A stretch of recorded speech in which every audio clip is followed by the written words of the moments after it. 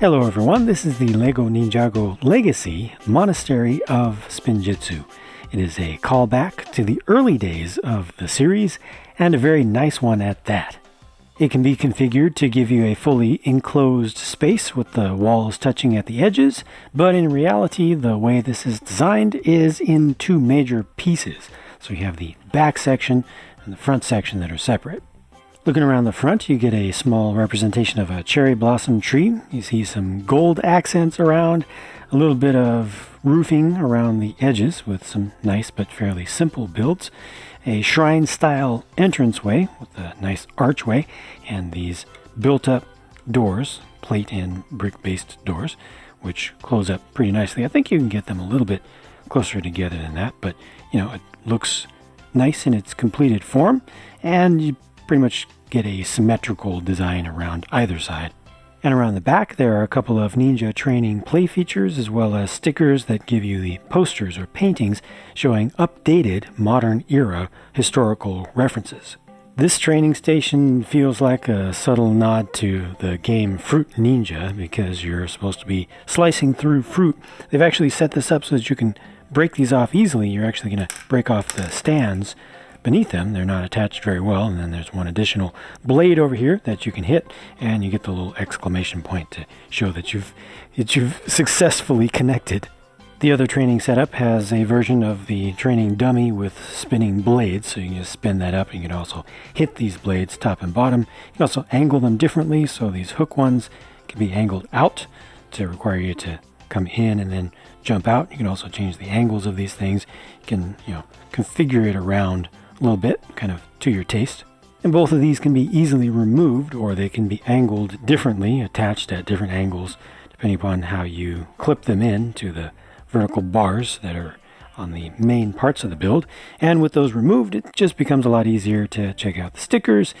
And though they are stickers, they do look very cool. Again, these are modern era. These are posters that would not all have been here in Season 1 when we first visited this location, as based on the events or the flashback memories, the slightly updated memories that were covered in one of the mini-series, the one that showed up between Seasons 9 and 10.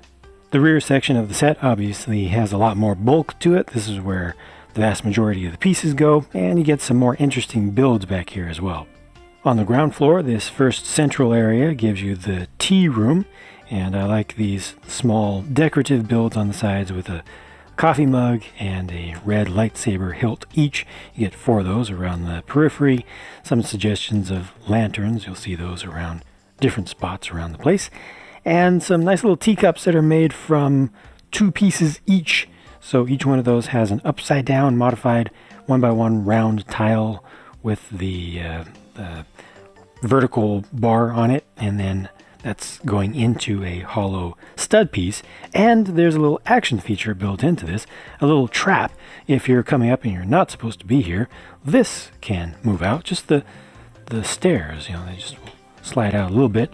If you want to do it right, you can use a knob around the back of this. I'm just going to grab it with my other hand. You can see my hand is back here.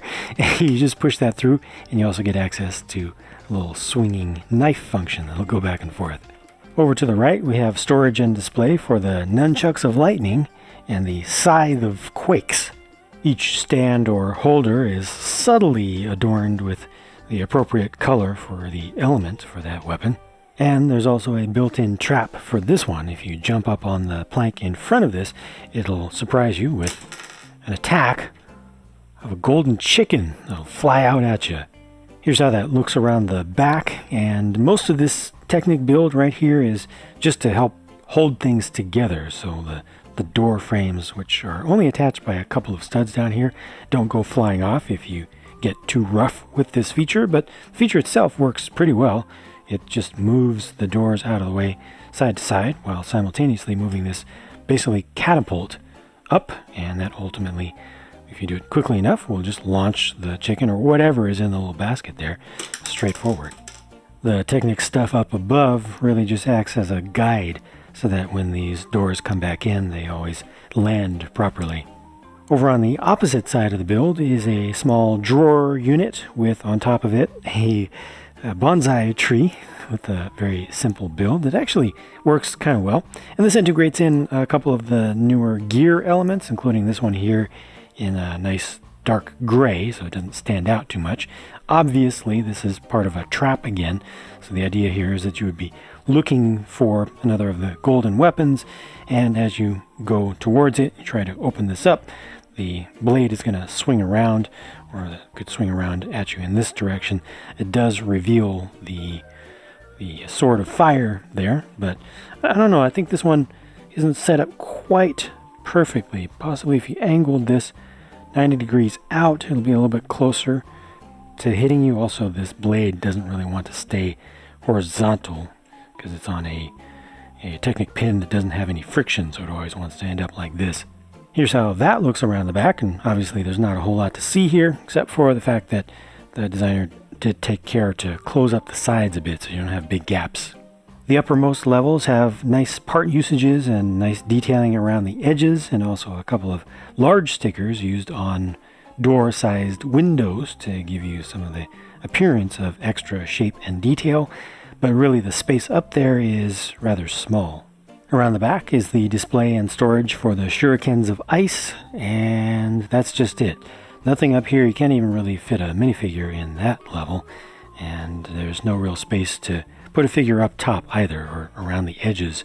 There are no balconies that are really usable, and you can't really move around the upper levels of the roof all that well. You have a couple places where you can hold on with your hand, like here and up here, but you don't have any good places to put your feet, so it's not great for posing things that are, you know, attacking around the edges or trying to sneak in. You do have places to put your feet at this level though, and below. Because of the way this is designed, again, you can close things up really nicely and, you know, have that real interior courtyard space. But if you want to open it up, you certainly can. You just end up with these large gaps, and I really wish they had included something to fill in these gaps. Just even a single section about this size and just that simple, or even more simple than that, you know, the minimum number of pieces, just to give you a little extra depth to make it look a little bit closer to round. I think that would have helped out a lot here.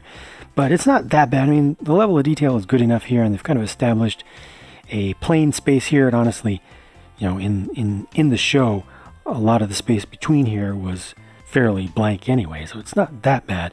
Other things you can do also include, you know, setting it up like this so that, you know, it looks like it's an opening into a much larger space, and this gives you room to really get in there and play or display either.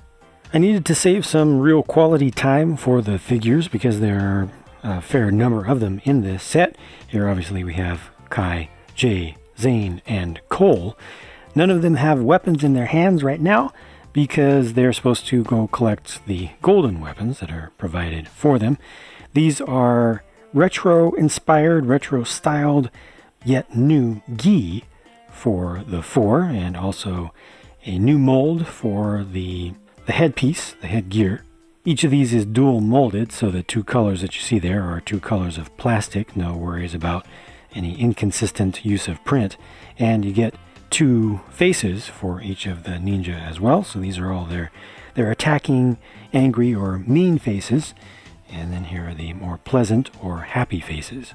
And here we have Lloyd, complete with his current movie-inspired green eyes. Nia, all the way set up as a water ninja, so definitely not season 1 there. Here's Wu in more of his classic robes. And the one bad guy included in the set is Whiplash. Feel very sorry for him, because it's just him trying to sneak in and get all of the golden weapons, which I'm sure is just not going to work.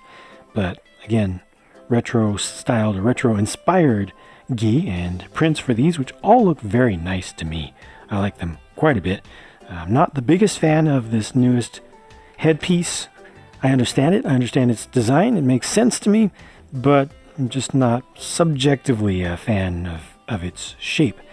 Here again, we get a couple of alternate faces. Better look at those prints, I guess, and a better look at these other faces as well.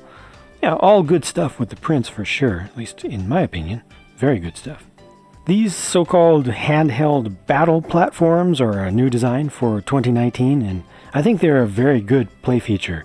They feature 2 new pieces for 2019 to make them work. This platform itself, which also is able to accommodate a tire on the base, and the clip that goes into. So let me just pull these apart so you can see that this is a separate thing here. It has just a little friction, little spring clip that snaps right in there. And what you're supposed to do is put a figure on top of that and then do Spinjitzu. This can just, well, let me just show you.